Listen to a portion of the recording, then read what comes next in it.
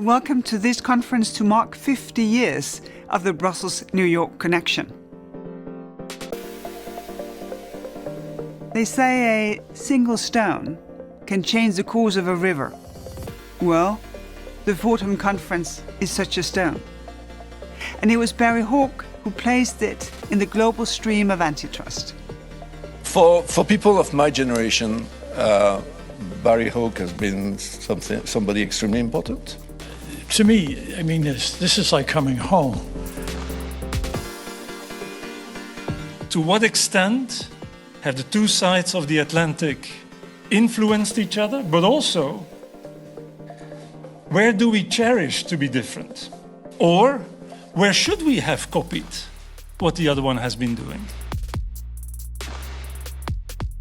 U.S. enforcement is far more volatile and subject to electoral changes than EU competition law.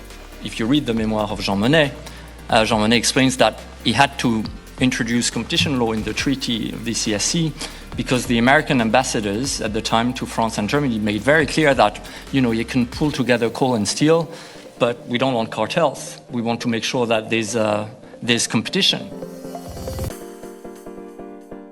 When we would go to the States during the 80s, Americans would say to us, you don't know economics.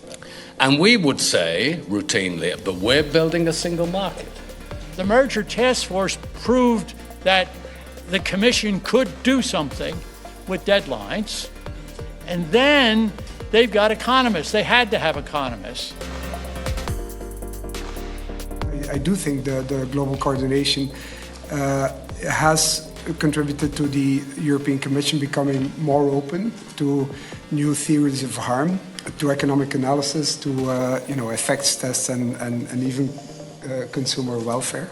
And the US and the EU have proved themselves to be essential partners in the competition sphere over all these decades. They understand the importance of coherence and consistency in policy making and enforcement. And they learn from the other's best practices, and they lead by example. Joint technology and competition policy dialogue, an example from this year, as important. It's important that people sit together, that they learn from each other, and you can say that's maybe EU teaching the US. That there is overall, I would say, less faith in markets. Or if you turn it differently, a growing awareness that markets can fail. In particular, when it comes to delivering objectives that are desirable from a societal perspective, like moving on to a net zero industry.